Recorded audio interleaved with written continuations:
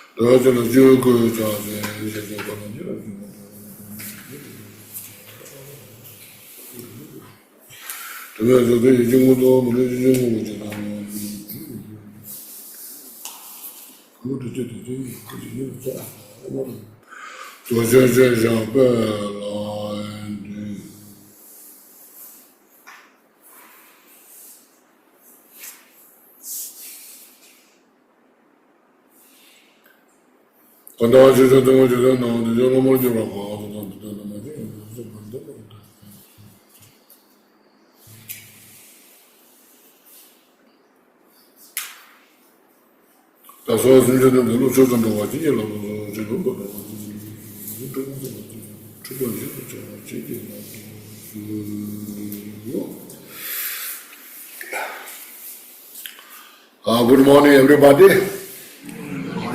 I was told today is a heavy Mother's Day. It's very good.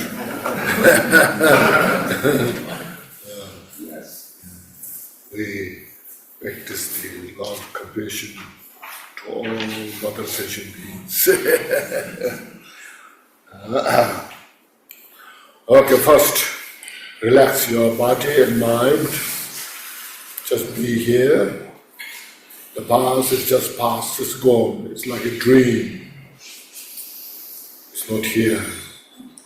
The future is not come yet here.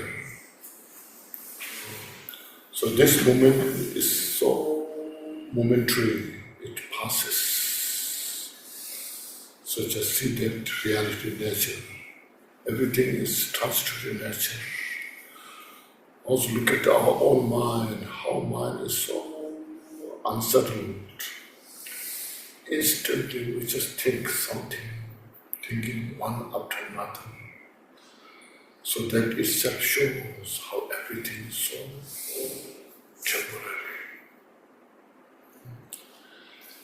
There's nothing is substantial, concrete, intangible. Everything is momentary in nature. So because of that, there's nothing to hold on, nothing to grasp, fixated. Oh, just the coin, they come and go. You just see that nature. Within this state, this kind of state is as a reality nature. Everybody desire for peace and happiness. Everybody desire to free from suffering. They all want peace and happiness. They all don't want suffering.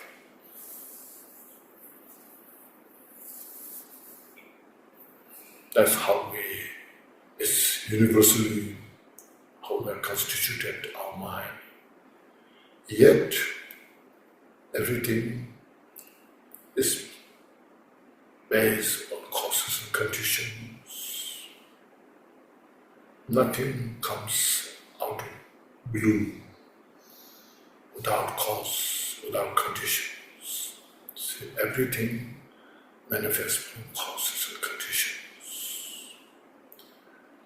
You see.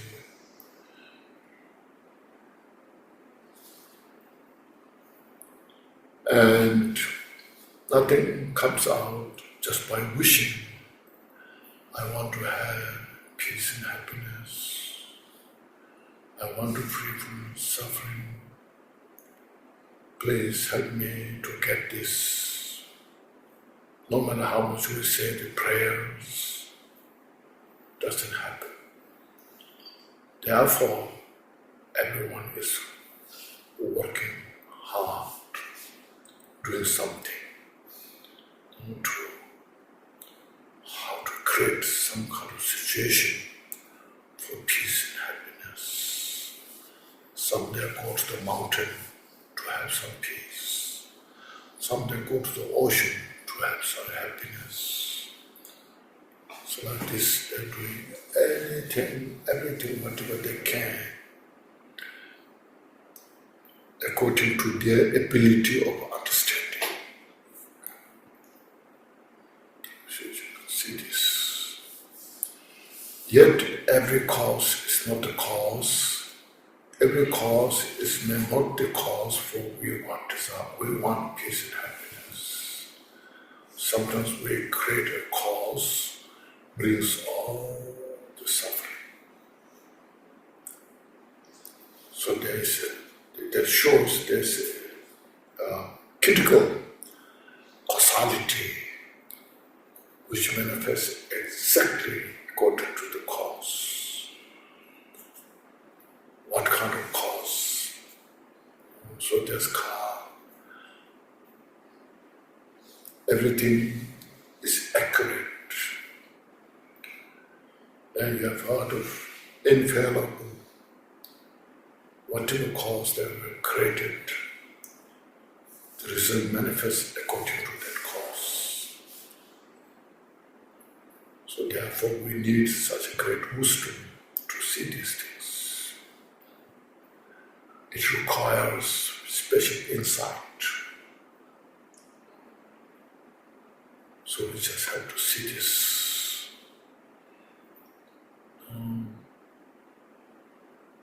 We think this is a good idea to do things. So at the end, it ends up with all the chaos, suffering, oneself and others, you see.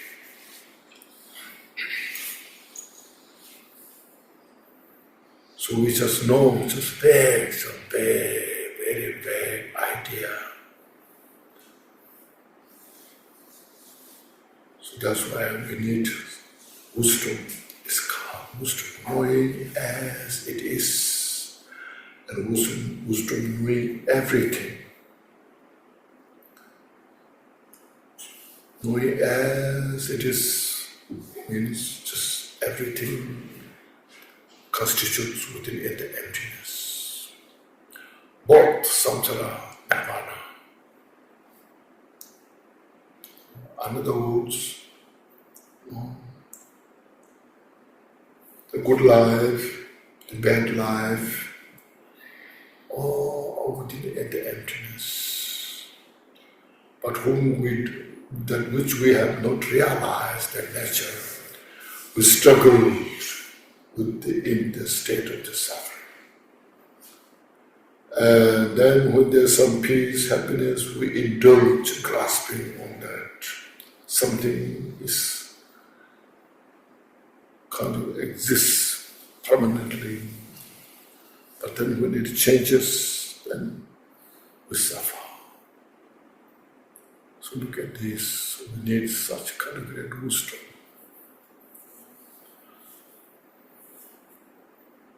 So just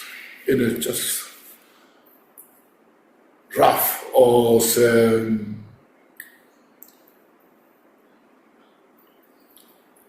just to get some sense of understanding, then just put a talk to look at these 10 virtues as we have counted yesterday, as you know. What are those 10 virtues? Look at those. And what are the 10 non-virtues? So looking at the 10 virtues, what are they, where or how they are, on the base, on peace, harmony, look at all the 10 non-virtues. They are cause for disharmony, suffering. Look at those. This general understanding, causality. Then all the details are just from there, from that. All the details of the cause of suffering, the details of the cause of the peace and happiness lie on this foundation. So we have some good understanding about this. So as yesterday discussed, it's not a Buddhist belief. A Buddha who has that kind of great wisdom, all the wisdom that Buddha has taught, how everything constitutes within this framework of the causality. Buddha's wisdom penetrates all the details. So that kind of understanding is more difficult than just to get the understanding of the emptiness. Emptiness, you can investigate, see all dust particles, you sort out all things, or nothing exists, this is empty, you can say that. But all the details of the causality, so fine, and needs such great wisdom. So that's why we take refuge in the Buddha.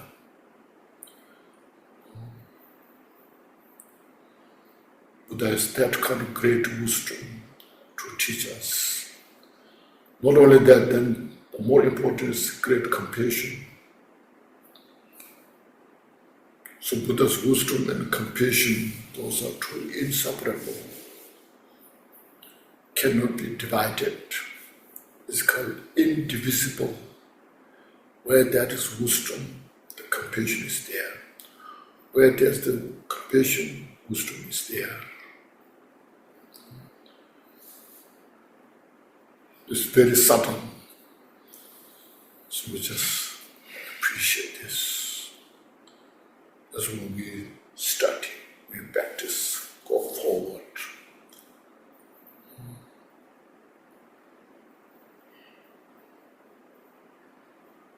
So there's this, and then Buddha said, everyone has the Buddha nature. So Buddha nature, what Buddha taught, is also very subtle. Even it said, even in the great Bodhisattvas of the 10 Bodhisattvas of the 10 level, can see the Buddha nature very vague. Like in the dark, at night, you see the elephant, distance. It's just some kind of, this is the elephant, but you don't see all the details.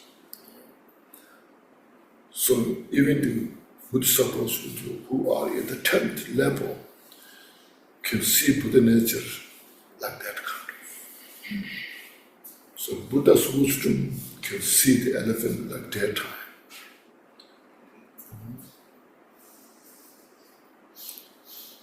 So no ordinary can judge that, can see that.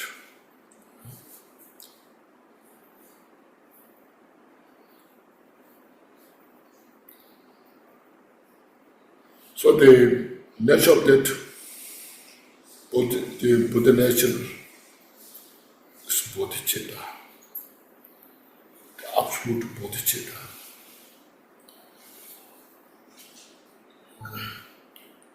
As yesterday we went through, when you look at the ultimate Bodhichitta, so you look at your awareness that you have, your mind, say, this is my mind.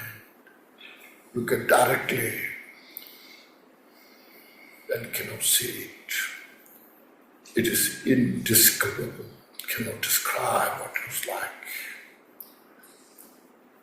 It is inconceivable. It's beyond expression. You can express. This is like just for example, it doesn't mean you don't know. You have, when you understand that, when you directly approach that, when you see that, then you can say, oh yes, I can see, but I have no word to explain it. See? In your side, there's a definite. Others you may think, oh, this looks like it's just no, it's not. I don't know what happens, it's some vague, But when you realize there's definite, but you cannot express, it's called inexpressible. Like for example,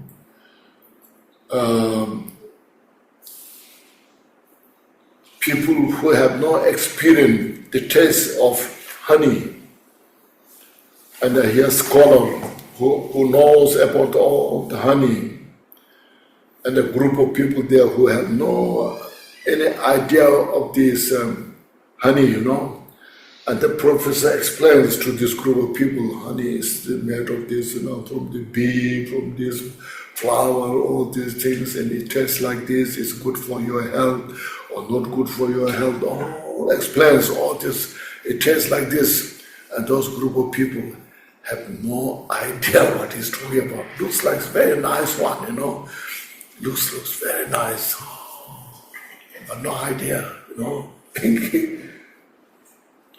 But then after all the explanations, then the professor, he gives a drop of the honey to each of those people. Said, now put it on your tongue. You put on tongue. Then those all individual people, this is what makes this honey. You can experience, test it. But now tell me, say, if you ask, what's it look like?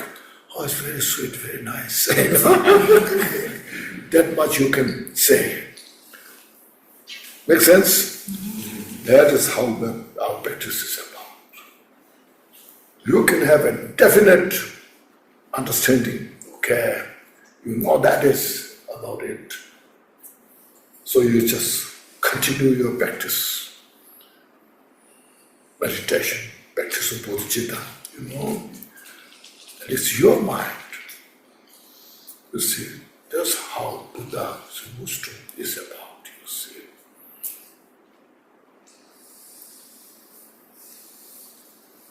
Then when you directly experience that, then you see you are free from samsara. No confusion now. You are not grasping outside. Oh, this one, right now, everybody in the world grasping outside. The five sensorial objects, We focus so much on the form, how you look, how you the beautiful things, all this. We are so much focused on the sound, music, all these things.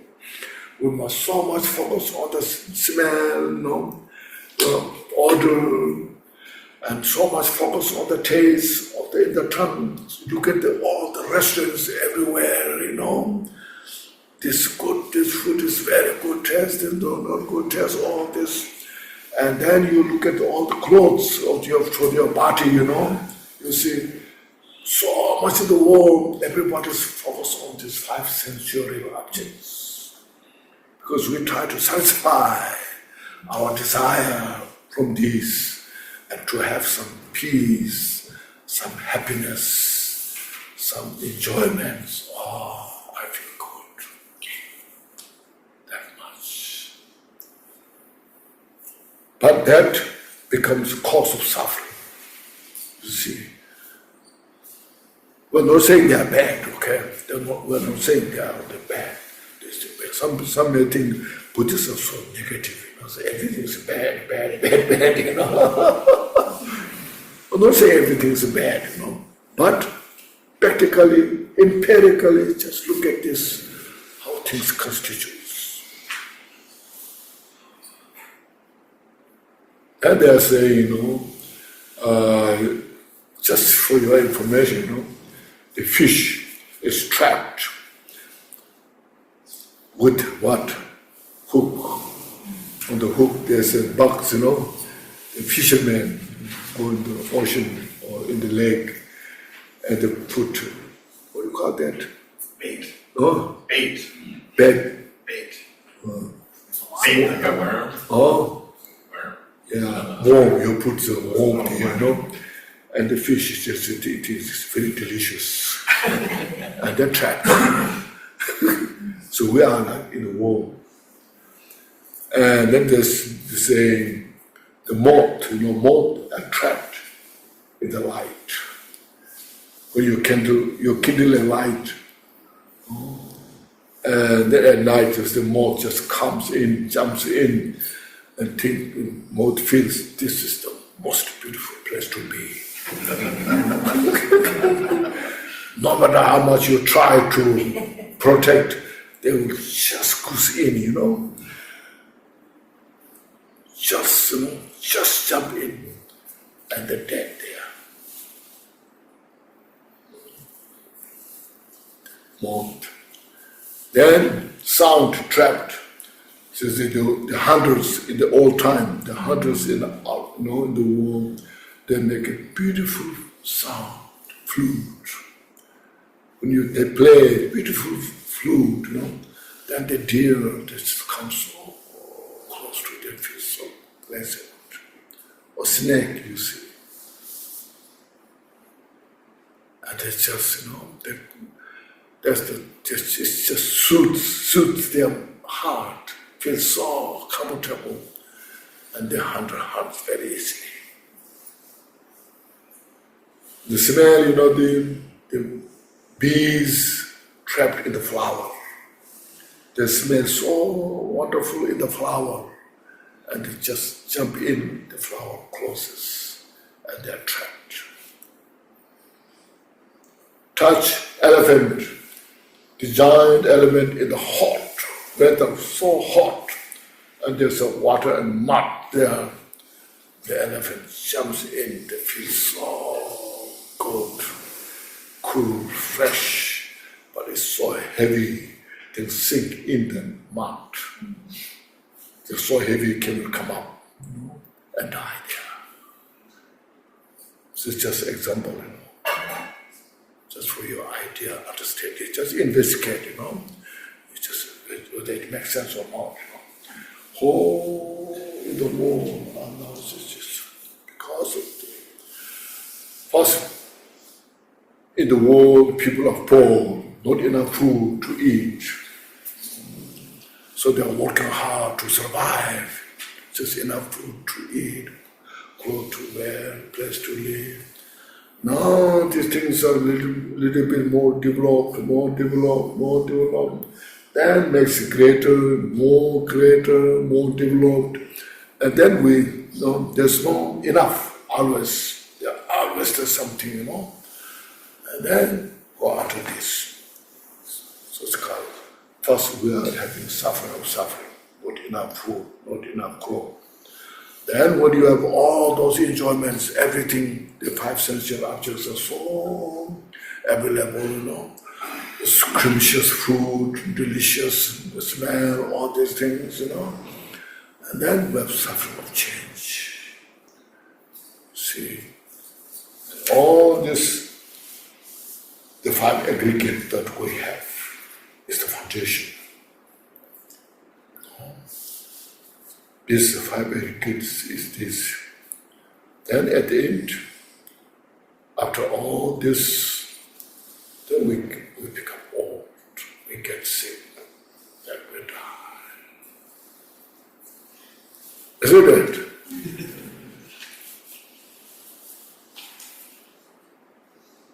Now this is for how to free from samsara, okay? Those who don't want to free from samsara, if you talk about this, they think this is nonsense. Doesn't make sense. Life is better than that, Life is beautiful, all this, of course, life is beautiful. No question about it. But at the same time, we have that kind of, what you call, paradox. Now those who understand about the samsara this way, and how to free from samsara. What is there any way how to free from samsara? As yesterday we were talking about the five of the three portions, how to handle those that we have within us. It's not mysterious, it's not somewhere else, it's not a mythology. It is obvious, clear. No, these three portions or five portions, how it brings the suffering to individuals in the world. Can we purify them? Can we uproot them? This is the question. What in the world, they have no idea how to handle them. Because of they have no idea how to handle them, it just feeds our desire to how to satisfy the five sensual, the desire, Whereas in the Buddha's wisdom, we can walk. There's how to free from samsara. How to do things, these teachings all designed. So precious, you see. It's not just as mentioned normal wisdom. It's a transcendent wisdom. The super mundane wisdom. We require this. And as soon as when you know how to do these things, purify, reduce these poisons, mental poisons, slowly reduces, and it gives you such great joy, peace.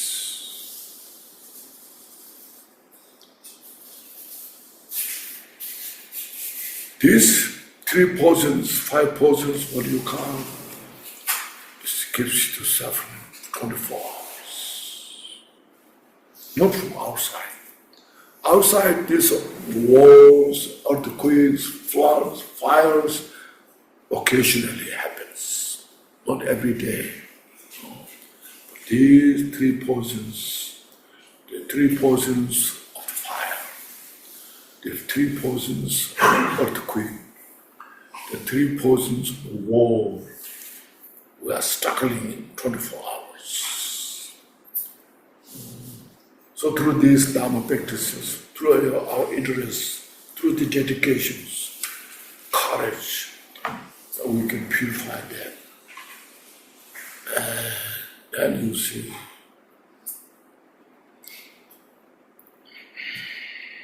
that you feel that's the best thing that you could do in life, having this precious human life. That's what we call precious human life, you see. No? Make sense? Precious human life, basically. No? Animals don't have this idea.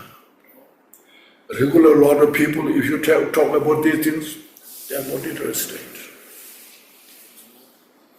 We want a quick solution.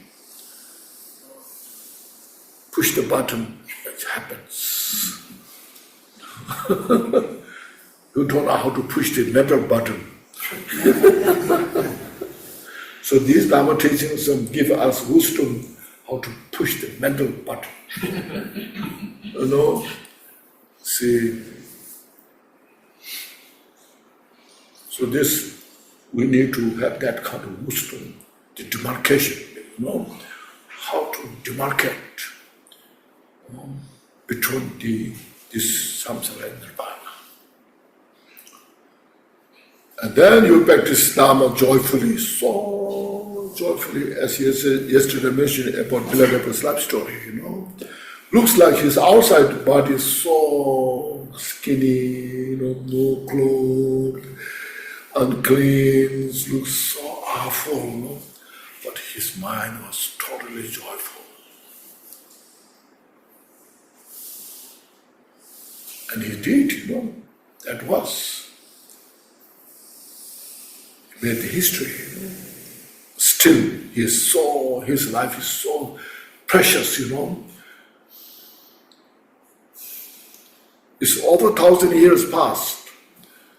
Still, say, this is how Milarepa did it. This is how Milarepa said it. Even Chairman Mao Zedong said also, if you want to practice Dharma, you should do as Milarepa did. Even though he's against all the religion,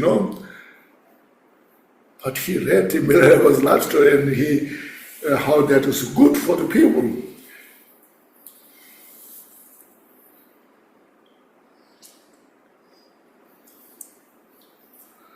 So that's how Dharma study practice, just brief. So from this way, when you understand, then as mentioned, these 5 aggregates, the precious human life we have, is the foundation for the enlightenment. On the basis of this, you will see this is how impermanent. You will see this. How this is the foundation, this basis of the suffering. You see this wisdom. When you realize this way, then you cultivate bodhichitta, practice loving kindness, compassion, bodhichitta. You see, you rise yourself as a yidam. You become the yidam. Not like Chandrasik, Dara. You see, then you realize this is nothing but emptiness nature. Understand that? When you realize the emptiness nature, then the mind can see this. We have to do this enough time, meditation. Then you know the Milarepa. He entered into yak home. The yak home was not bigger, he was not smaller, but very spacious. Just the power of the mind. When you train the mind. So this was mentioned, mind is such powerful, very complex.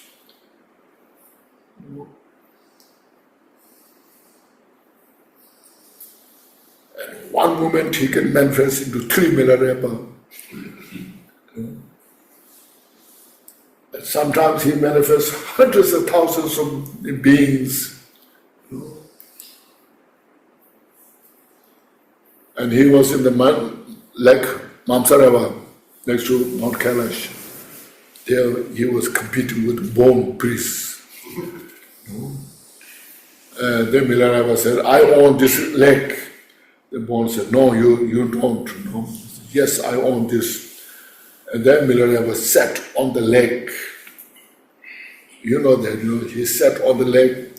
The lake was not smaller. It is a huge lake. It takes one whole day to go around. He sat on the lake was not smaller, he was not bigger, but at the same time he's totally covered whole the lake. It's unimaginable, isn't it? See, that's the power of the mind when you're trained. See, that's how he was in the retreat. That's how he enjoyed his life and benefited so many sentient beings, inspired so many practitioners. It's not just history, it's not just a legendary, it's actual, just precisely happened, So that's what we should appreciate, rejoice. At least we are followers of the Milarepa.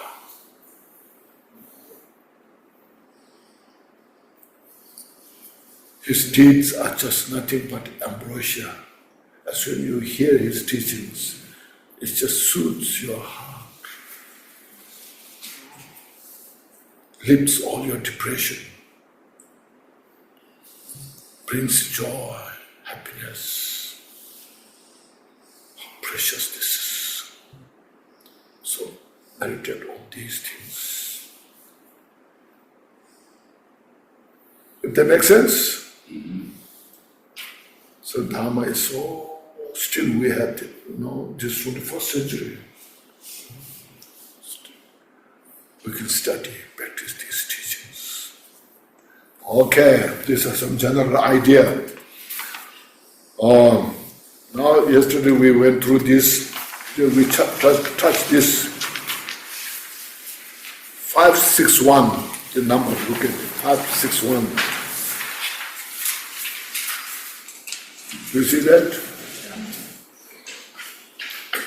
If you have not awakened to Buddhahood, it is the fault of not knowing how to dedicate merit.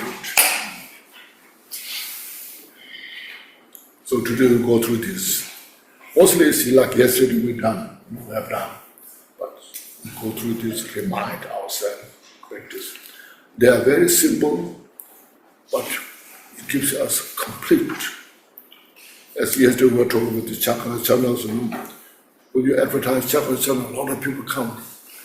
They come for what? Not for enlightenment. You know?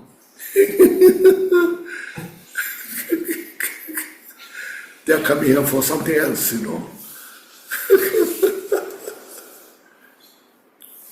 These are things for enlightenment, okay?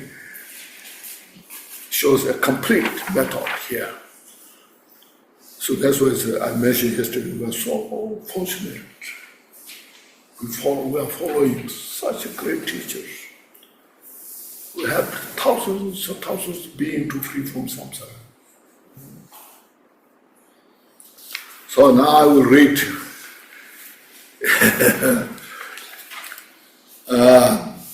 Again, the precious Guru said, that his Guru was Pamutuva, said, all of us have not awakened to perfect Buddhahood in the beginningless cycle of existence. First you see this, we are coming from beginningless time. And so many Buddhas came in between also. What went wrong? Then we have not seen the Buddha, received the teachings. What went wrong? Still went the samsara. What happened? You ask those questions.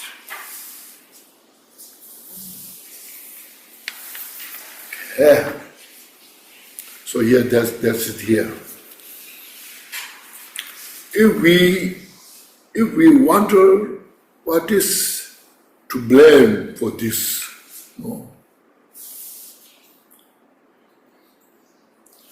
it is the fault of not knowing how to dedicate merit, see, virtue, merit.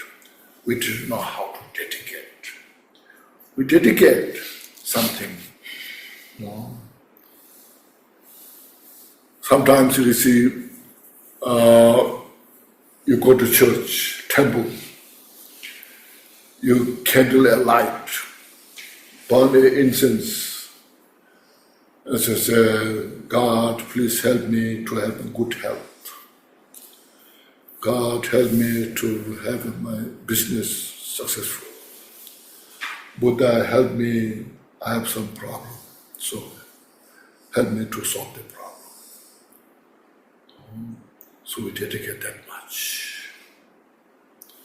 My families are not doing well, so can you help us? Help me to have a good, my family is a good health, good life. We dedicate that much. Mostly, even Asia, all the Buddhist country, they do that. Those business people, they come to you. What should I do to have a good business, successful business? They say, my business is not going well.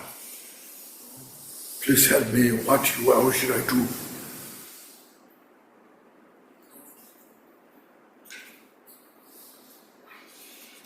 Then you do something good, and maybe you achieve that, and finish.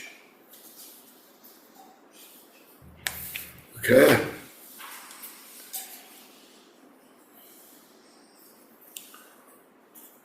No, dedicate merit. If we think, but surely we have gathered an immeasurable accumulation of merit. from the beginner's time up until now. So you just sometimes we gathered such a great amount of merit, virtue. It is true that we have gathered an immeasurable accumulation of merit, but we have dedicated it to fame, to renown in this life. See, may I become famous. May I be known to all the people in the country. May I be a powerful person. We just dedicated for that. Is that true? We do, isn't it? We do these things. Some great master comes there, you make a chunk of offering. Oh, so please help me that I become famous, I become powerful.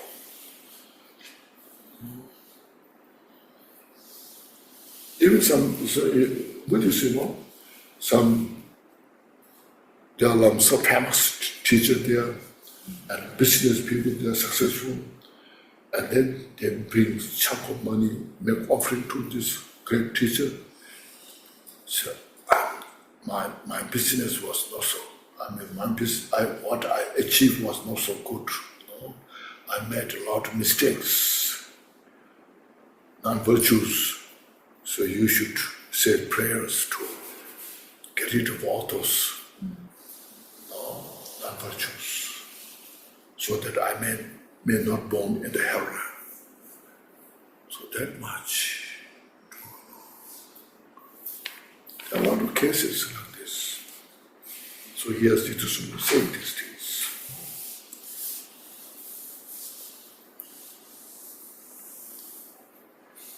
Or merit.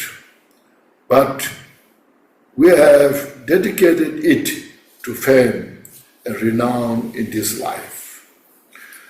To the 8 holy concerns, this you know. To become rich, to become famous, to have a comfortable life. And free from all these negativities. The 8 holy concerns. And to the attainment of this state of, or this also is good, but still to become Buddha is not the right thing. Attainment of the state of hearer in Sharavakas, and the solitude realizing means Bhakti Buddha. So I'm so tired of the samsara, now I cannot become Bodhisattva, a lot of work. So what I did, all these good things, may I achieve Arhat. No, Sharavakas are Arhats, Bhakti Buddhas are Arhats. That must they dedicate. It is a detour for enlightenment, okay?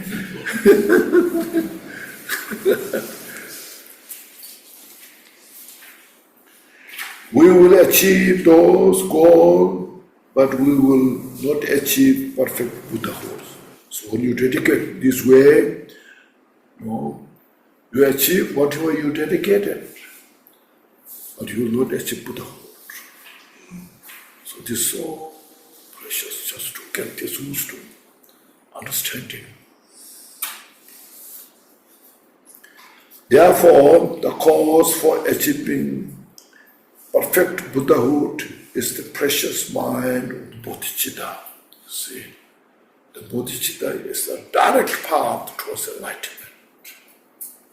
So our Dharma-study practice is not to reborn next life as a human being, not just born as in the God realm, neither for Sharavakas, Bhakti Buddhas, but direct for the enlightenment Buddha. So then, what is the direct cause for that to achieve Buddhahood? So Bodhicitta is the indispensable path for Buddhahood.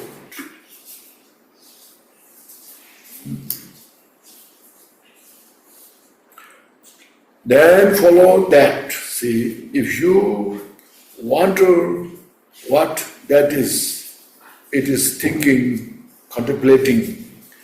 May all sentient beings who are as infinite as space have happiness, loving kindness. May everybody, everywhere, all over the world, all over the universe, have all the happiness.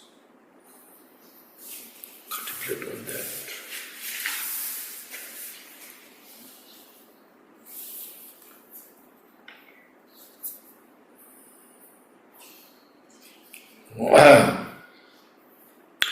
May they be free from suffering.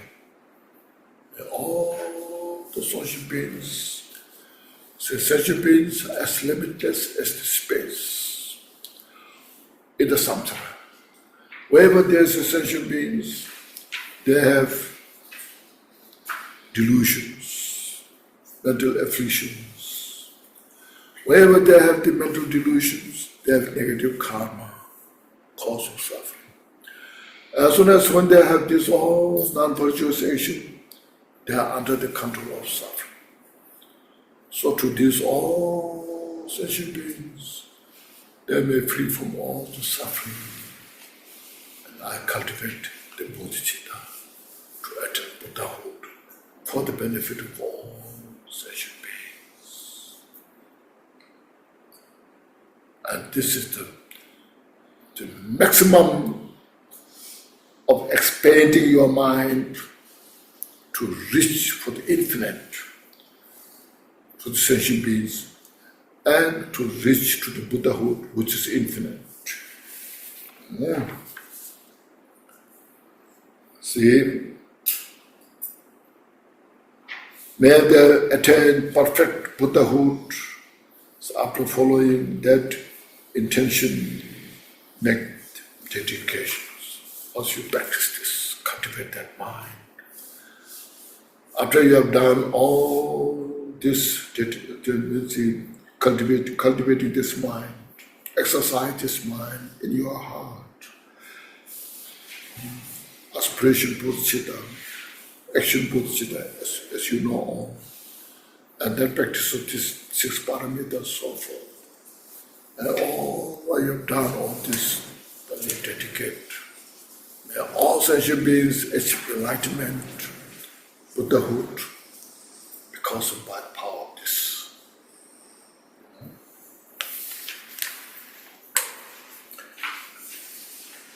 What root of virtue should we dedicate? Now, what kind of virtue we have to dedicate? Now he is saying, we should dedicate all the root of virtues, all the virtues of root virtue that we and others, other sentient beings, have accumulated in the past, at the present, and in future.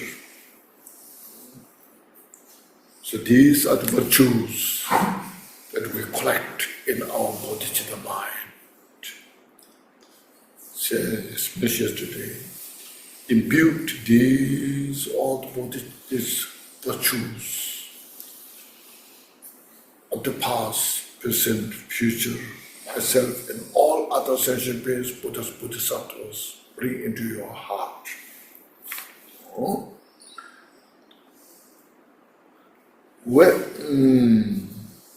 Whatever limitless root of virtue you have created in the past, from time without beginning, are called the past roots of virtue. Whatever limitless root of virtues you create in the present are called present roots of virtue. Whatever you will create in the future until you attain Buddhahood are called future roots of virtue.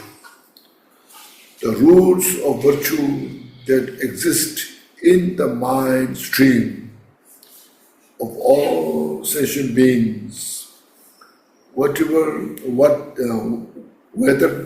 they are of the nature of the naturally pure element, free from attachment, anger, and ignorance, or of the nature of the elements of the virtue, the essence of the sukhata.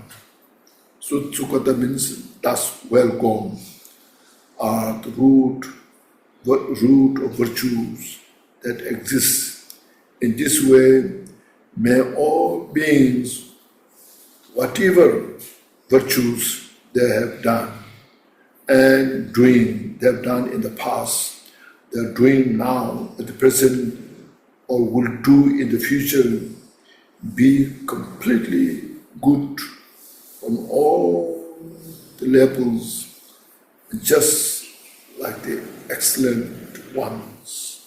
So bring all this together into the mandala of your Bodhichitta.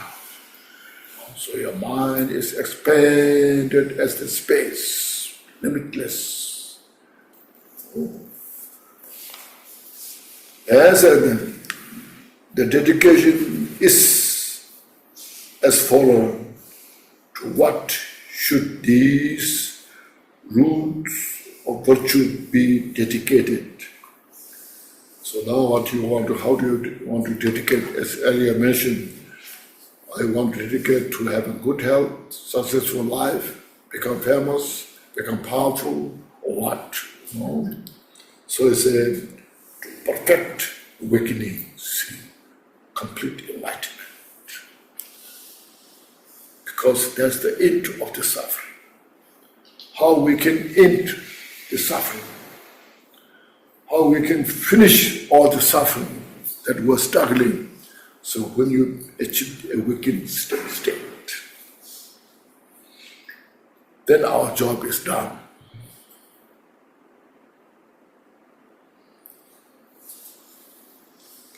Yeah. What's the method or way of doing this dedication? Is it done well, resting in the meditative equipoise?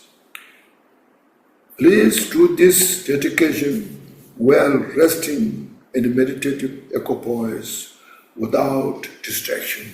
So mind all just bring into one state, equipoise state of the mind.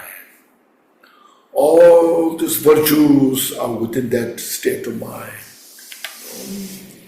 Then you say here, may I and all sentient beings in samsara and nirvana, through this root of virtue, accumulated and present throughout the 3 times, quickly attain the precious, unsurpassed, perfect awakening, enlightenment. Awakening means enlightenment to the whole. So, to every sentient beings, may they all attain the enlightenment of the whole. So you are included there. Sometimes you may wonder, what happens with me? If I dedicate everyone to achieve enlightenment, where I am now, so you are within that.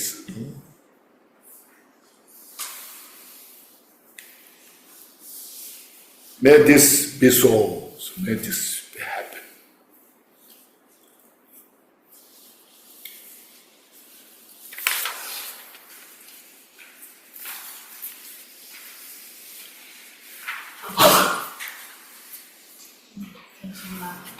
Yes. I have questions. Yes. Okay.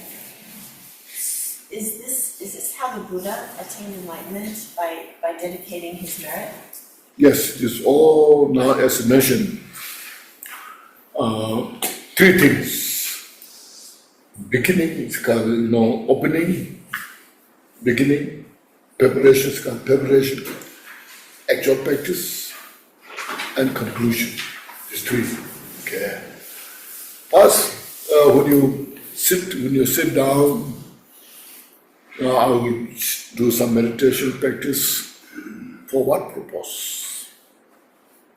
To have some little relax. My mind is not doing well now.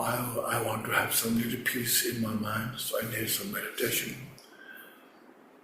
So you are practicing for the purpose of some little peace in the mind. So we are not doing that. I'm sitting here chanting the mantra.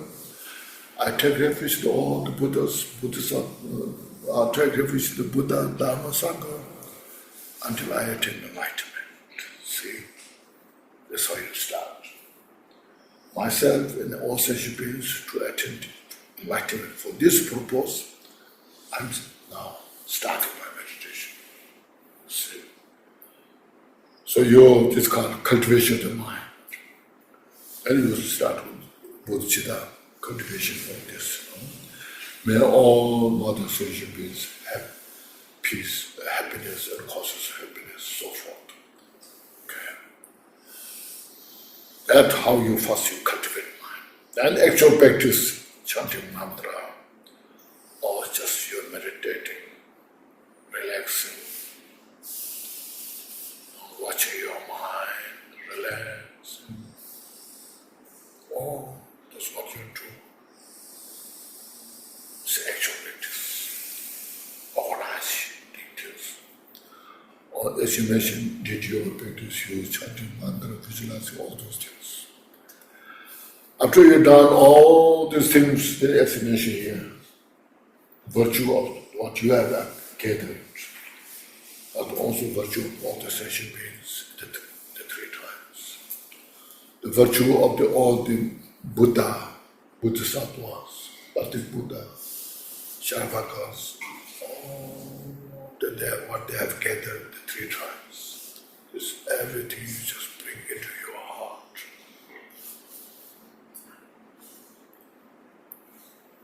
That is all.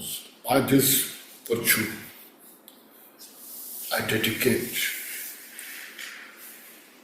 all the sentient beings to free from samsara, achieve complete enlightenment, perfect enlightenment. Because as we discussed,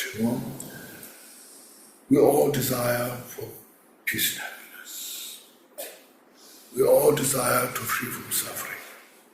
Because everybody is working so hard. They dedicate their life in the business. They're making billions, After making billions, now you ask, are they free from suffering? No, you see. Oh, look at this, More like the cause of suffering. You see, first, just look at this, because all the business is designed for this better life. All these things. How much you got a better life? Are you free from suffering? No. Politicians. Now there are a lot of politicians. What you can call the highest politician who could be?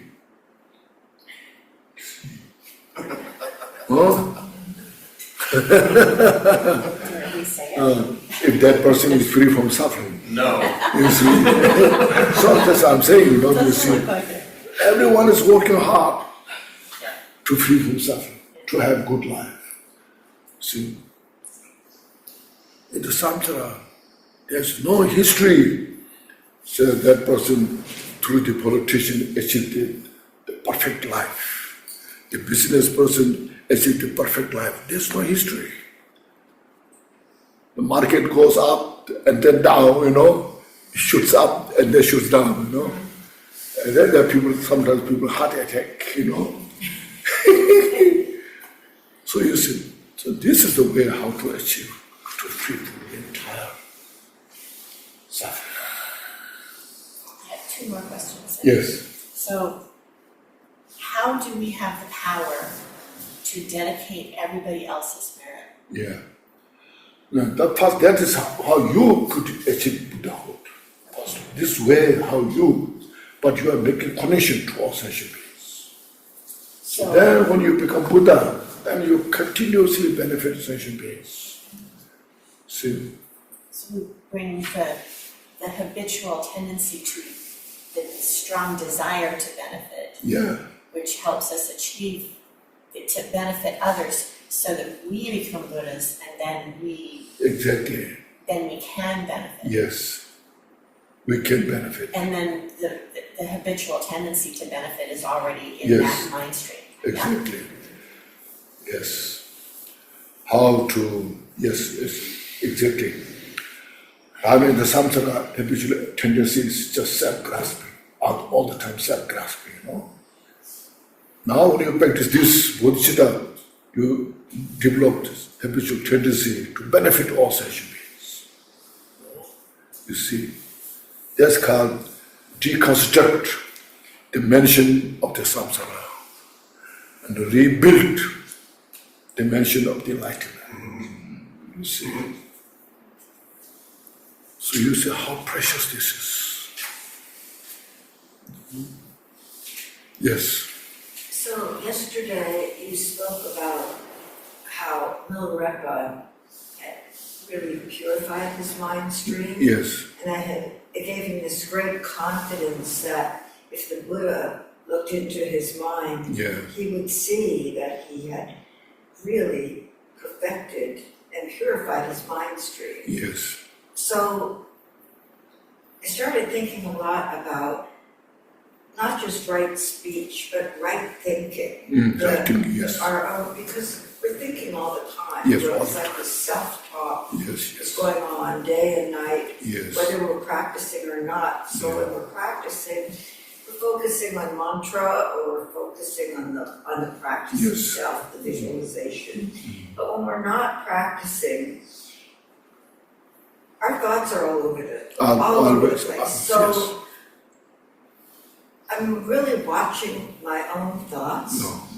And I remember reading years and years and years ago that the Buddha said that our mind stream should be filled with thoughts of renunciation and thoughts of loving kindness towards all beings and no ill will toward anyone, not to thinking anything bad about any other being.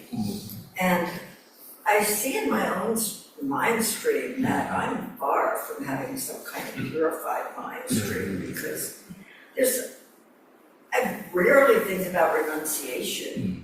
I mean, really, it's not something that when I'm able to go into retreat, I think about this opportunity to practice renunciation and to work with my mind. But normally, when I see what comes up in my mind, it's certainly not pure thoughts of others, and often it's just meandering about what I'm going to eat today, or what I'm hungry for. It's about taking care of this one little person in this universe, and it's not thinking of all the suffering of all the many beings that are surrounding all of us every moment of the day. So how do we work with our own thoughts when we're noticing that our thoughts are not purified? Not pure enough, you say. Right. Yeah. That's very good. This is how you are, really observing what really in your life, what is happening, It's very good. First of all, acknowledging our limitation. See, that's why you see, like yourself, how long I have been in the Dharma teachings, and how much I'm improved, not improved myself. Do I have some renunciation or not? These questions, just checking. Just very precious first. First of all, acknowledging that I don't have enough renunciation. That's the first very important step. So precious that. We sometimes have a big thing jump, could go out of, jump somewhere, just throwing all behind, There's no such kind of miracle thing. As you have been contemplating this way, it's so precious. So how I can be free from samsara in such a condition, I barely have renunciations and all these things. So when you have that kind of thought, so precious, acknowledging our limitation. So then you see, that understanding, from there, you have a sense of renunciation. It shows you have sense of renunciation. Renounce means, you see, all this, the mental afflictions we have, we want to renounce them. That we have with us. So I'm having all these mental afflictions, how I can expect happiness in the samsara? So I need to see these things. I need to purify them slowly, and I have the Dharma, precious Dharma I can do it. Let's just reflect on this everyday life. From there you start.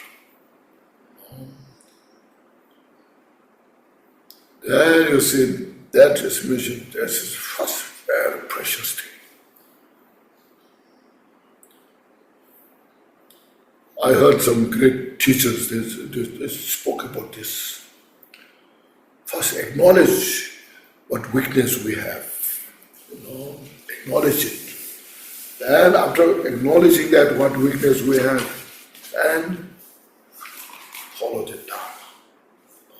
Like the awareness of impermanence. So impermanence is one of the very, easy to reflect. And it's with us all the time. So we just reflect on everything's impermanent. As yesterday mentioned, everything's uncertain. We never know what will happen next. So contemplate on those. That's reality, nature. Within this impermanence, then look at our mind. I want all the good things, but without cause, how I can achieve. So then this good cause, first we have this teachings of loving kindness, compassion, the Bodhichitta. Always remind this.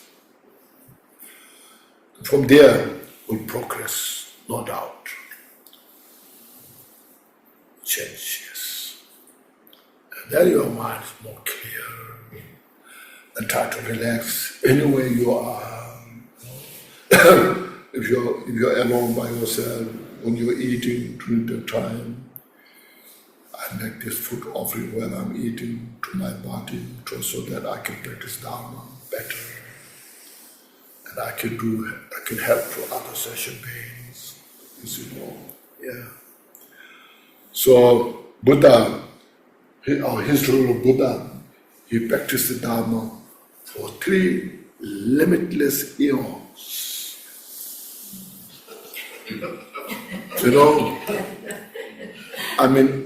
I cannot achieve enlightenment in one lifetime. No way, When you think that, I have no hope. If you feel that way, our historical Buddha who practiced Dharma for 3 limitless eons. Inspire yourself. I can do that. You see. And there are some people who are so much want to achieve life so fast. But yes, there's also a way, like Milarepa did,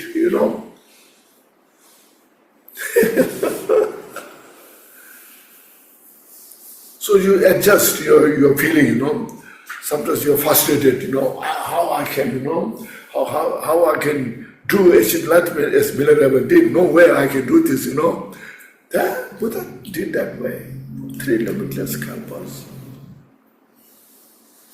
But most important is just tune in.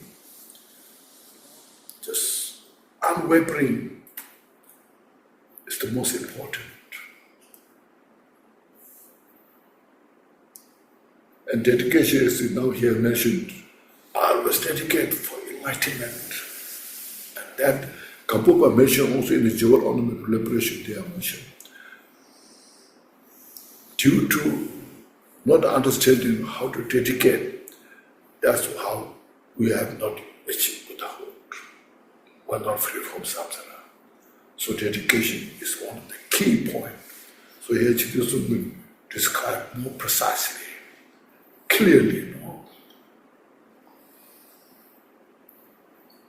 So as we were talking about, these chakra and channel practitioners, I don't know that they dedicate for enlightenment.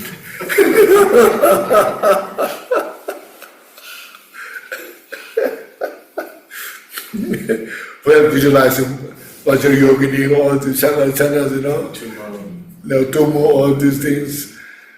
I don't know if they're Bodhichitta,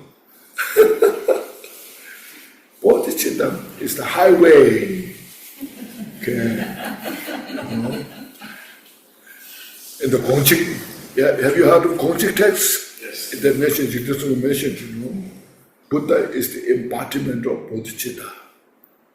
Chanchu Senjira, so Sanjay.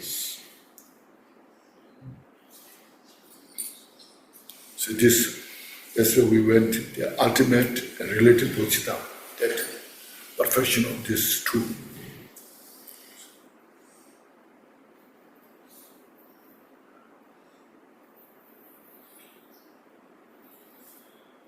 Any discussions we need? Yes. There's an online question. Yes, go ahead. Okay, from Tucson, Konchog Yeshe. He asked, Tucson, Yeshe. yes, cool name. It's a lot of long name. One should not fixate on bad or good thoughts. Huh? One should not fixate on bad or good thoughts. Fixate? Fixate, yeah. Yeah, don't fixate it. Yeah. No fixating. Yeah. Okay. Get rid of it. He said, or she said, thanks. Thank you was the response. Yeah.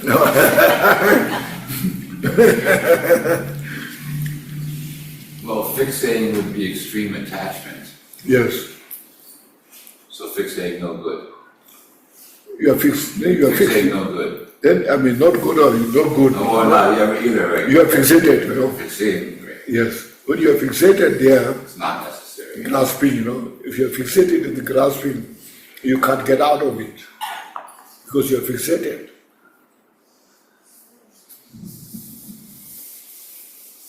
Yeah. Yesterday you said breathe in red for compassion. Oh yeah, that I just to make you easier. Okay. Loving kindness, white light. Compassion, red light. Why? Because it's a root chakra? Because it's the chakra. Bodhichitta, blue light. Is it- As you know. So, Yes. you Rest say is, that one is white is what? When you breathe in loving kindness with you from all the Buddhas, then you bring all the white light. Breathe in. Hold your being, then totally purified and become white mind. That's loving kindness.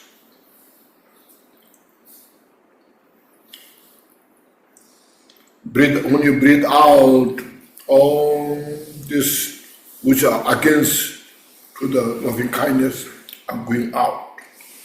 Attachment, anger, these things. especially attachment. Then when you breathe in compassion from all the Buddhas, the red light, breathe in and hold your mind. It's nothing but nature of compassion.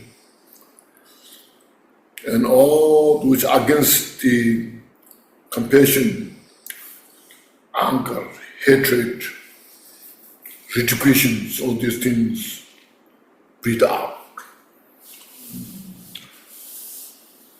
And you meditate, say, I am become the embodiment of love and compassion.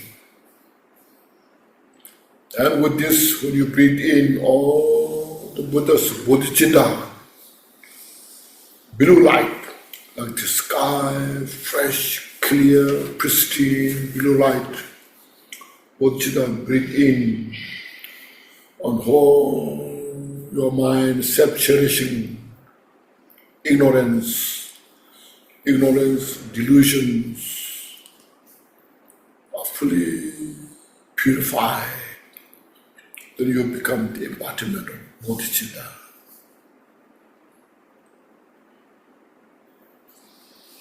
Okay.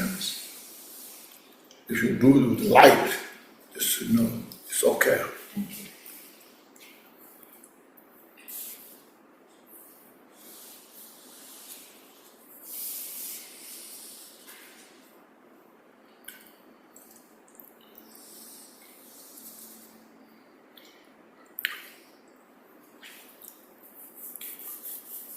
And this, you see, this practice you do anywhere.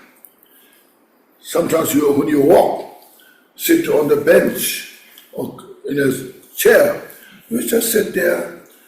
You say, what should I do? What not should I do? Just meditate that. Bring the white light. Do all the session around. They are suffering so much. They want all business. It's just good that seeing that nature. You just embody yourself, loving kindness, compassion, Bodhichitta. As I mentioned, when you're traveling at the airport, you're waiting, just meditate there. People are rushing so much back and forth, sometimes the airplane delayed for hours, Sometimes you miss the airplane, People rushing, all this time. Everyone is, they all want peace and happiness. They all don't want suffering. Look at this and do this practice. It's always so precious. And chakras and channels are irrelevant at the airport,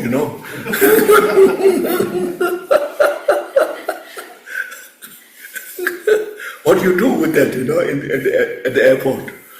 But you can do this at the airport.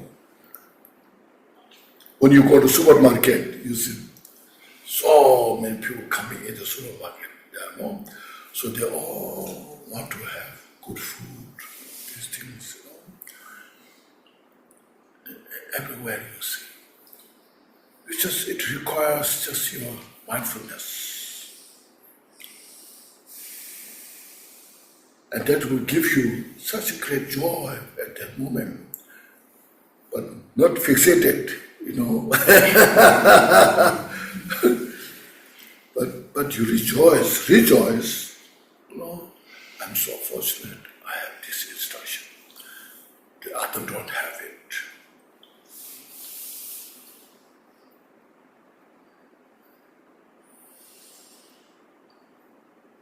I take more responsibility to do things better.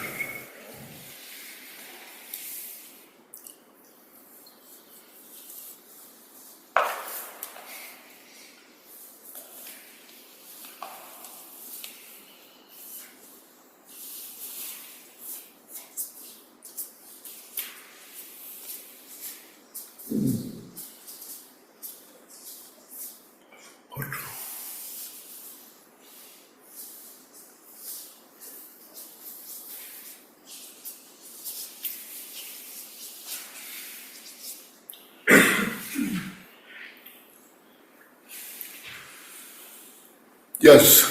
So I have to ask, I apologize if I live somewhere. But, so my understanding of this practice, the purpose of this dedication, Yes. We're talking about these practices. You gave this example just now about, meditating in the airport, wishing beneficially to be a benefit of all the people who can achieve peace and happiness and not be suffering the things that they're worried about in their minds. And a practice like that, is let's say it's a powerful practice. If you're in a non-dual state and you're feeling very energized and creating some kind of potential causality on some levels of just intentionality. You're activating yourself, and the dedication phase of any practice like this is then to and this is my question. It's to really to let go of all of that energy, all of that possibly power that you're exercising, or it's not to retain that in your own self. It's to give it to all sentient beings, to be of benefit for all sentient beings. That is your purpose, is to be of benefit to all sentient beings, and not to be of benefit to your personal self. So the extreme end of the spectrum, so to speak, would be the bodhisattvas and at the end the Buddha. And on the opposite end, you might have sorcerers or black magicians or evil people who are using their mind, their power, their negative intentions to will things to occur for their own benefit. So the purpose of in order to attain enlightenment, then we need to not cling to these feelings of the accumulation of merit and virtue as power on one's own self. We need to we release ourselves from that. It doesn't cling to us. We become available in the future to wish those positive things for others at that time, but we're not corrupted in some way, maybe by self-intentions. Is that too much? Not corrupted. Or self-grasping. When we are practicing this, then if we involve with self, importance of the self, ego we were talking about yesterday. The ego is very sensitive, very fragile, but it wants to occupy it. All this is just mental habit, So when you involve all these things, it is corrupted. So this says, the ego is the negative side and positive side. Ego itself is not exist. It's just habit. But when the ego is, when we are so habituated to our ego, then we feel ego is something exists there. Then you have heard of Atma. Atma is ego. In Hindi it's called Atma. Then there's a described Atma is there. If there's no ego, no self is there, how karma can come? You continue because of your ego. Karma, the Atma is there. So then it's called, sometimes they're called divine soul. Have you heard of that? So these things you see.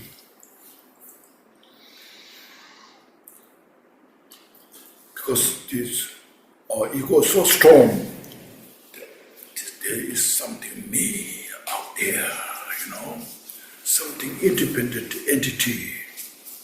Because our grasping is so strong.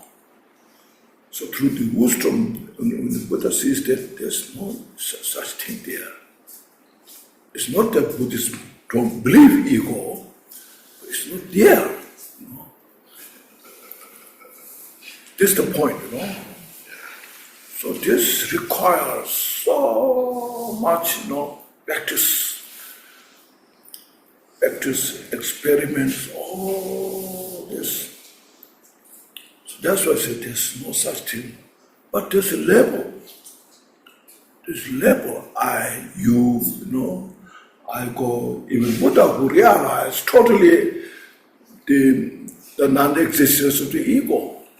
But it's still Buddha, so I go, these are my followers, these are my Dharma teachings, and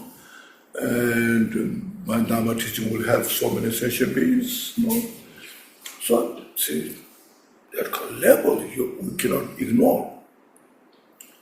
So, because of that, we hold Bodhichitta is a noble ego. I will help all sentient beings. May I be useful to all sentient beings. As we can go through this dedication prayer, Here we have,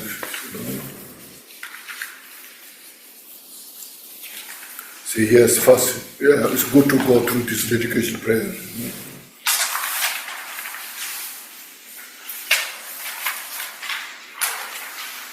Dedication composed by Lord Tucson. I think we have done this last time, but we can go again, because this has one complete practice here, another, So if I say a few words on this, most of you know. First is establishing the witness of the enlightened beings in front of you. So there's a glorious, holy, venerable, precious, kind, root, and lineage lamas, divine assemblies of yedams, and assemblies of Buddhas, Bodhisattvas, Veras, and Viranis, Yoginis, and Dakinis, dwelling in the 10 directions. Establish this all in front of you. So then, please help me to accomplish all my dedication prayers. That's it. Please hear my prayer. And there says, may all the virtues collected in the 3 times by myself and all sentient beings in the samsara and nirvana and the innate root of virtues. These all the virtues put together. These are things that we to dedicate. And next, see, these all virtues may not be reserved in 8 worldly concerns. See. May I not dedicate, yes, I may become rich, I may become famous, and so forth.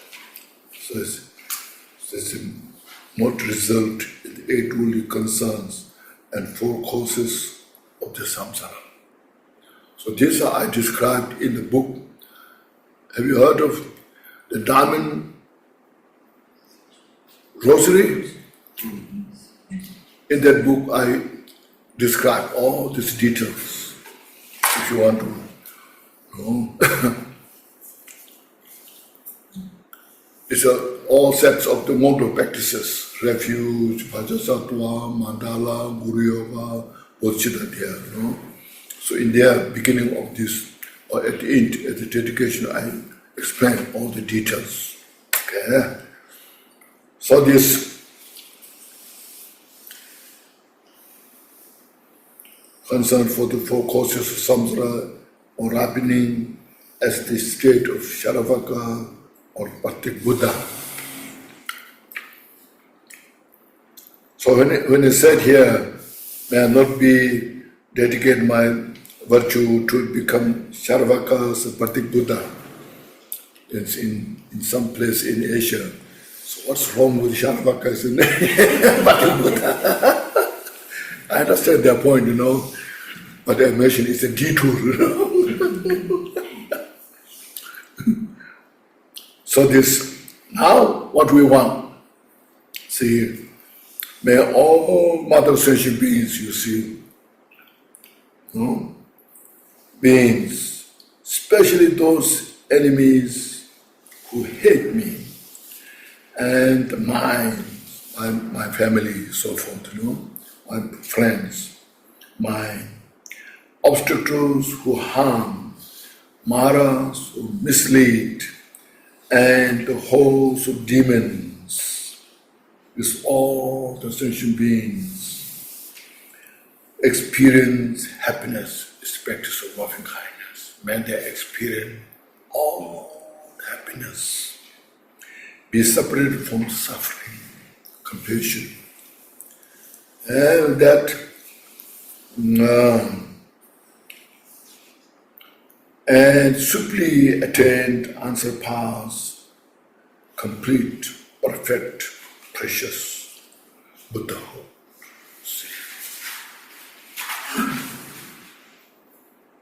So this is one section, okay?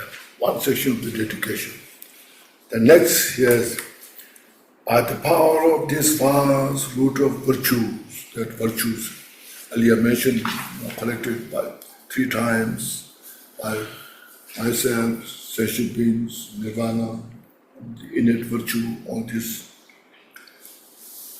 vast root of virtues, may I benefit all beings through my body, speech, mind. See, may I be useful to all sentient beings. No expectation. See, you are not looking for reward. May I simply be useful. Like the tree, a big giant tree in the hot weather, you go to under the tree and it protects from the heat, sunshine, brings the coolness. May I be useful like the earth, provides all things what we need. We become billionaires, trillionaires because the earth. Earth provides everything.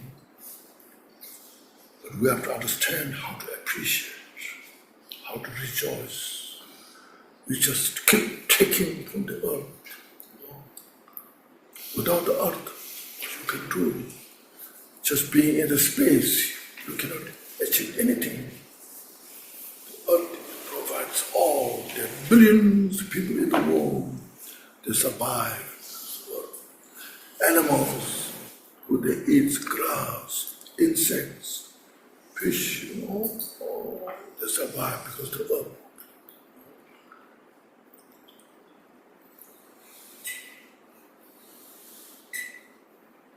So earth can provide all the needs of the sentient beings on this planet. But earth cannot provide to fulfill the wish of one great person.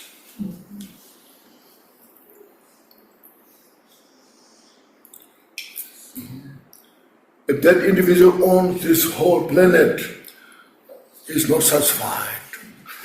Now he is looking for another place. Planet,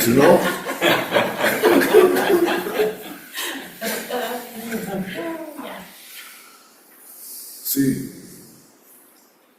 so we have to appreciate, rejoice.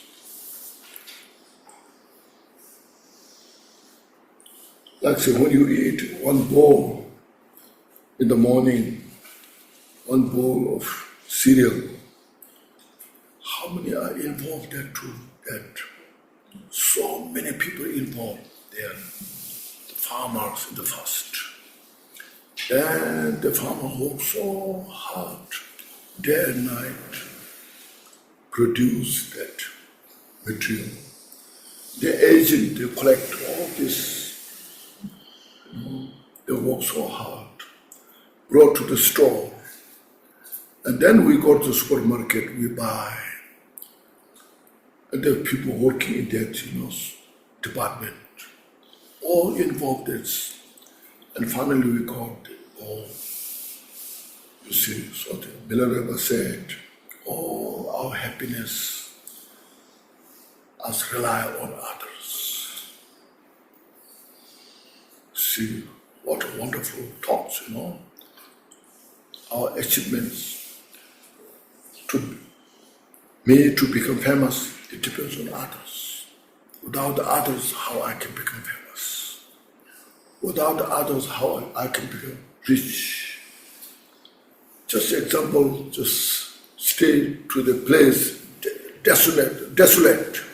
Go to the desolate place, desert, there's nobody there. Then you just look, contemplate, can I become famous here? Can I become rich here? You can become famous here. Nobody knows where you are, You cannot become rich there. I become famous, rich because all the sensation beings from there. Business becomes so successful because there's a lot of customers. When a customer comes there and you become successful. If you do honest, sincere, good business, then more people will come. You see. We all depend on the peoples. So for this, our thoughts of loving kindness, compassion, this bodhicitta, we think for others is for our own benefit. And also without others, you cannot practice loving kindness. You cannot practice compassion. I cannot say, I have a compassion on this piece of orange, If you say this, I have a compassion here, people think you are a little something. Something's wrong, You see, Buddha was perfected and became Buddha because of sentient beings. See? So that's why Buddha's compassion to repay his achievement to the sentient beings. You see, this kind interdependent, interconnected. So we just meditate on this.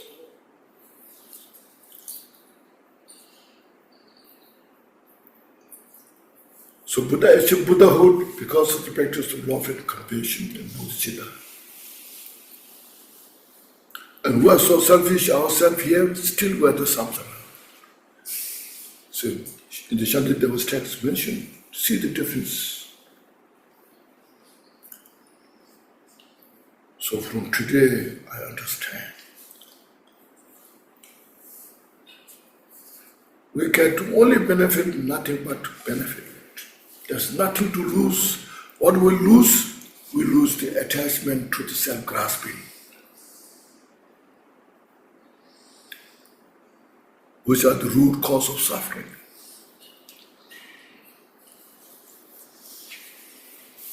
So here that you see, may I benefit all beings through my body, speech, mind. See, may the afflictions of desire, hatred, ignorance, arrogance, and jealousy not arise in my mind. If you say these prayers, you see. Contemplate on this, meditate this. May the concern about fame, reputation, wealth, and honor in this life not arise for every moment. Means attachment to this. It doesn't mean you become rich. It doesn't mean you become famous. You can be very famous. You can be very rich. But if you have attachment, if you don't have attachment to this will benefit so many sentient beings. With the bodhicitta, you share. If you're famous, then you can do so many things. But if you have attachment to this, then you will fight, struggle to preserve this, to keep this. If there's something's wrong, so I don't like this, I don't like this, then you accumulate more suffering. Instead, if you don't have attachment, of these things, just do for others, and you can do so much. Become a source of peace and happiness.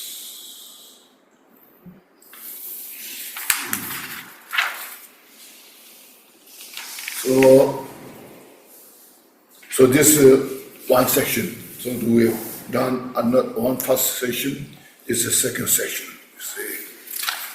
Now the next one section we have here.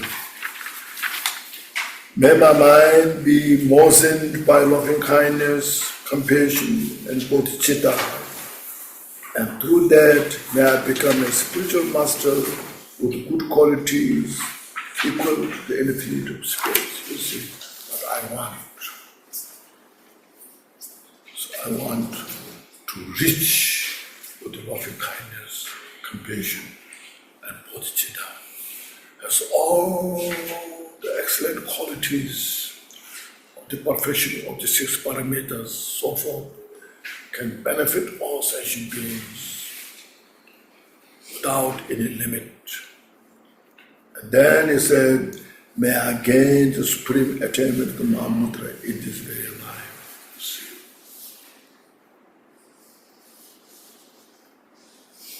Makes sense? What? Getting rid of all the cause of suffering here and accumulating all the cause for peace and happiness for oneself and all others. So it's a noble I, noble self, can I benefit all sentient beings limitlessly.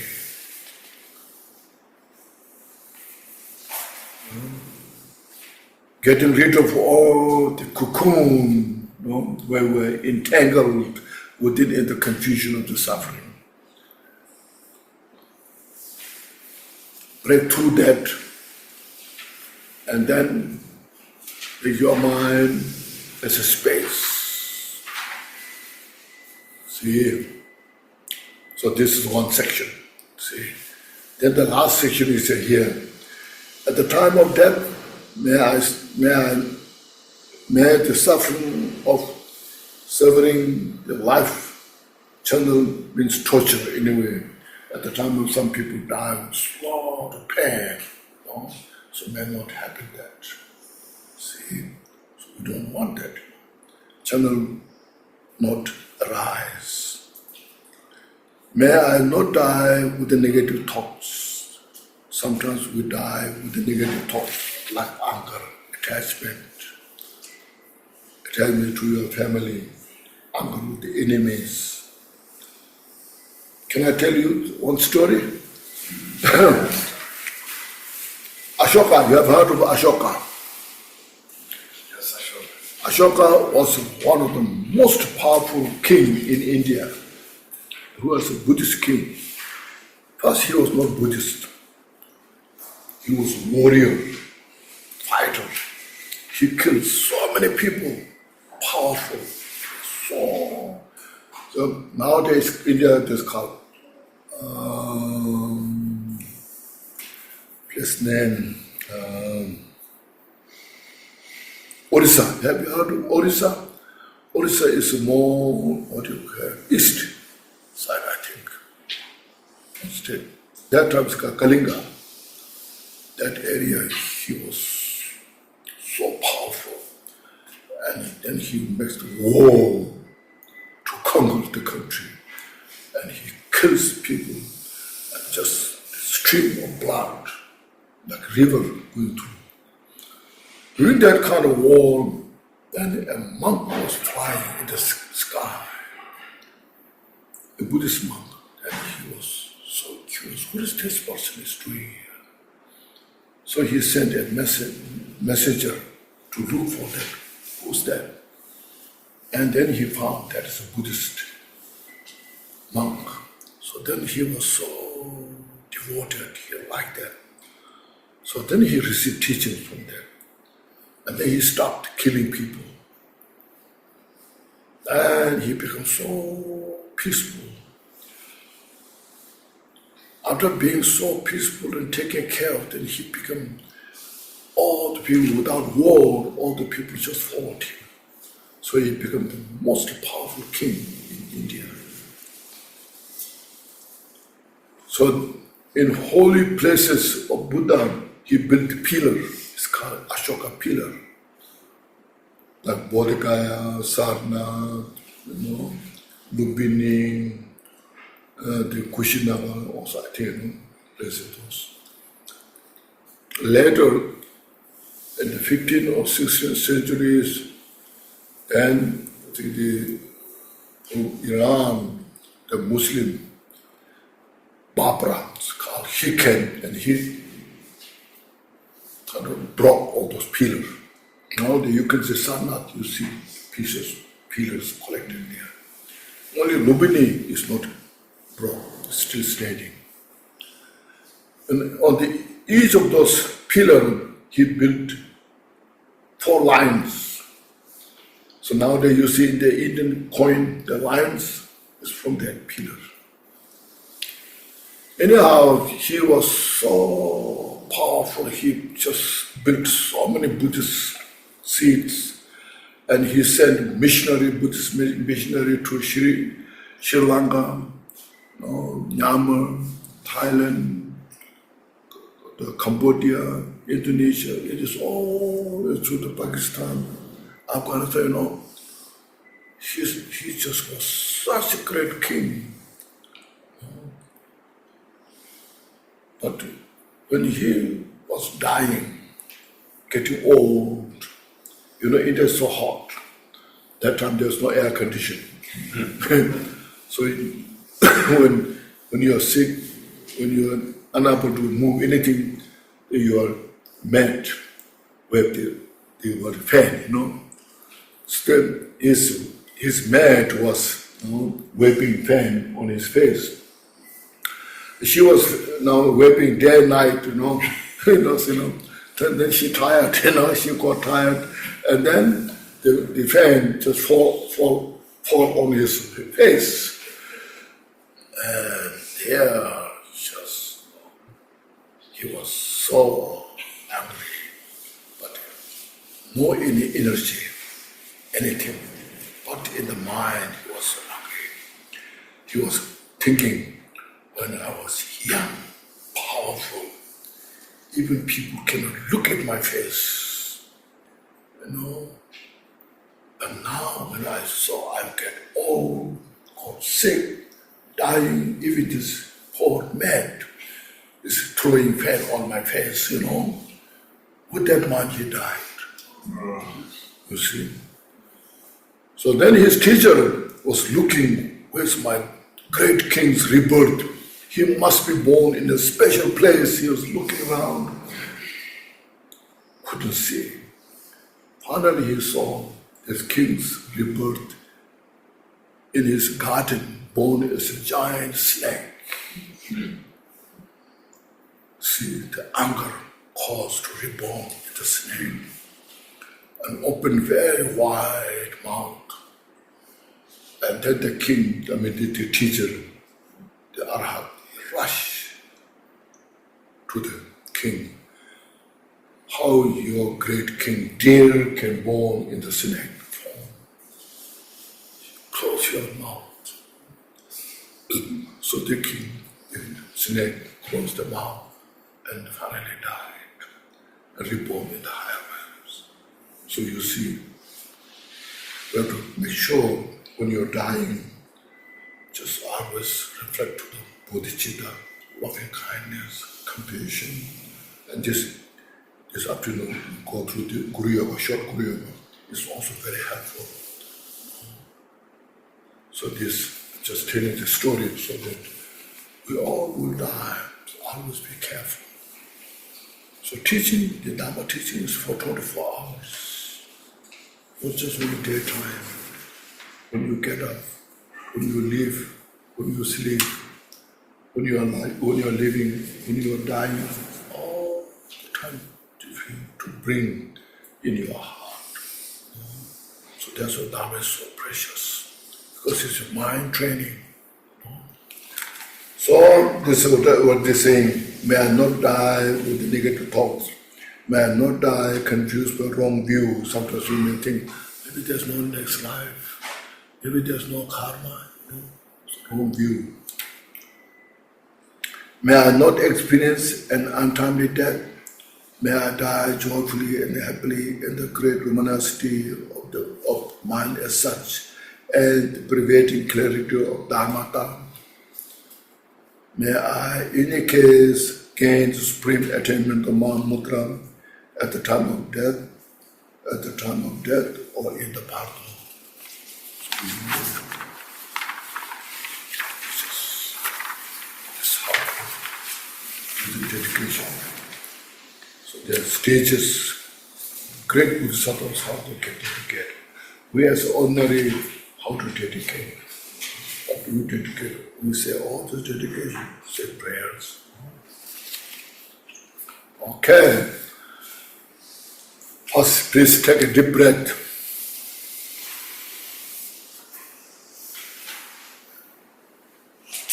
Exhale.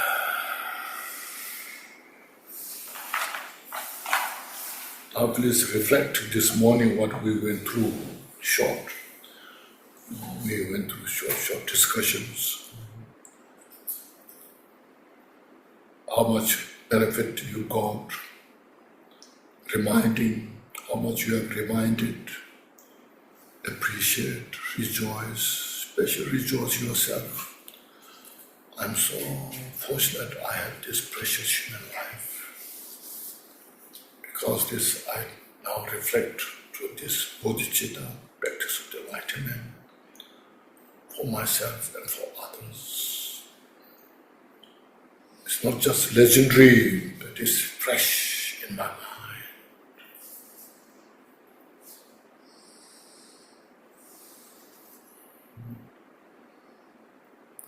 So I'm so fortunate that I've done something good in the past. Now I have this in this life.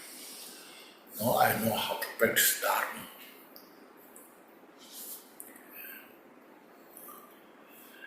With this mind, then please say this dedication prayer. Yeah. Let's read this beautiful dedication we just learned about. It's almost like the one in the prayer book, but a little different. Glorious, holy, venerable, precious, kind root and lineage lamas, divine assembly of yidams and assemblies of Buddhas, Bodhisattvas, Viras, Virinis, Yoginis, and Dakinis, dwelling in the 10 directions, please hear my prayer. May all the virtues collected in the 3 times by myself and all in samsara and nirvana, and the innate root of virtue, not result in the 8 worldly concerns, the 4 causes of samsara, or ripen at the state of a Shravaka or protected Buddha. May all other sentient beings, especially those enemies who hate me and mine, obstructors who harm, martyrs who mislead, and the hordes of demons, experience happiness, be separated from suffering, and swiftly attain unsurpassed, completely perfected, precious joy. By the power of this vast root of virtue, may I benefit all beings through my body, speech, and mind. May the afflictions of desire, hatred, ignorance, arrogance, and jealousy not arise in my mind. May concern about fame, reputation, wealth, and honor in this life not arise for even a moment. May my mind stream be moistened by loving kindness, compassion, and bodhichitta, and through that may I become a spiritual master with good qualities equal to the infinity of space. May I gain the supreme attainment of Mahamudra in this very life. At the time of death, may the suffering, severing the life channels not arise. May I not die with negative thoughts. May I not die confused by wrong view. May I not experience an untimely death. May I die joyfully and happily in the great luminosity of the mind as such, and the pervading clarity of Dharmata. May I, in any case, gain the supreme attainment of Mahamudra at the time of death or in the body. Thank you everybody so much. Have a good break, relax, okay.